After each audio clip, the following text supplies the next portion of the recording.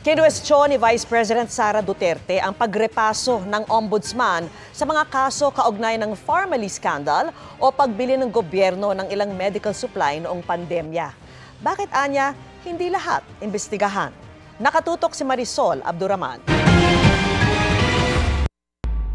I never said Marcos resign. Hindi raw suportado ni Vice President Sara Duterte ang panawagan ng ilang grupo na magbitiw na si Pangulong Bongbong Marcos sa gitna ng kontrobersiya hinggil sa korupsyon sa bansa. Dalawang bagay lang naman daw ang hinihiling niya sa Pangulo.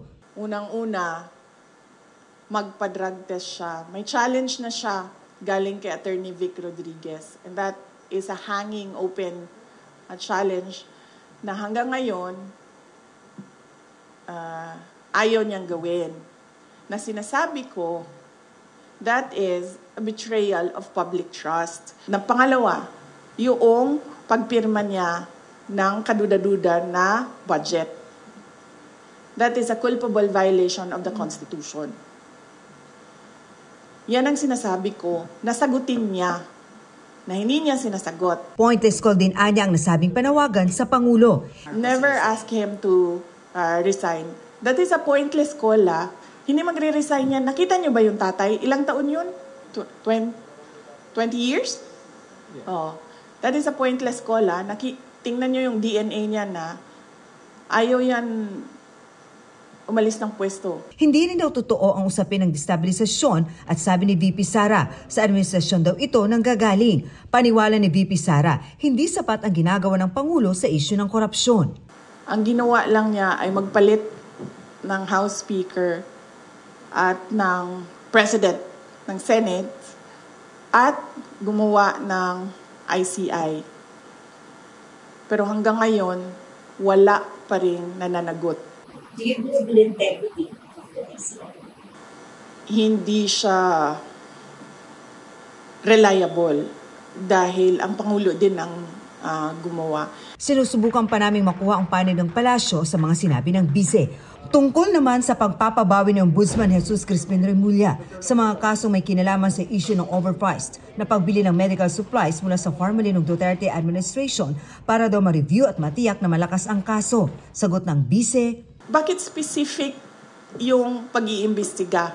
Bakit hindi iniimbestigahan lahat ng corruption scandal? Bakit kinokontrol yung kwento sa korupsyon?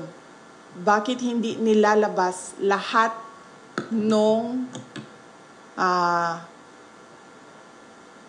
mga insidente o mga gawain? Kaya natin nasasabi lahat na merong controlling the narrative ay dahil pinipili nila kung ano yung gusto nila imbestigahan. Kapag medyo tatamaan na o merong tatamaan o tatamaan na talaga ang Office of the President, ang administrasyon sa investigasyon, ay biglang namamatay yung investigasyon.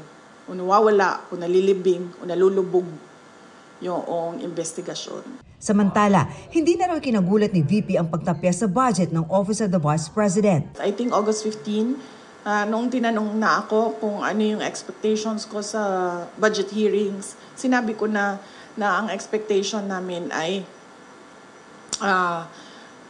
bawasan nila ang budget of the Office of the Vice President.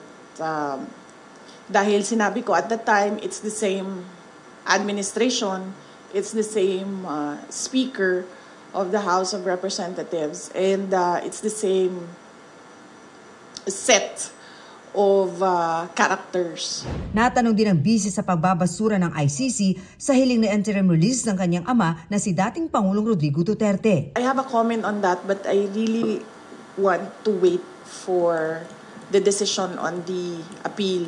Nasa Zamboanga City ang bise para dumalo sa selebrasyon ng Fiesta ng Lungsod at pasinayaan ang pagbubukas ng library at art exhibits sa Universidad de Zamboanga. Para sa GMA Integrated News, Marisol Abduraman, nakatuto 24 oras.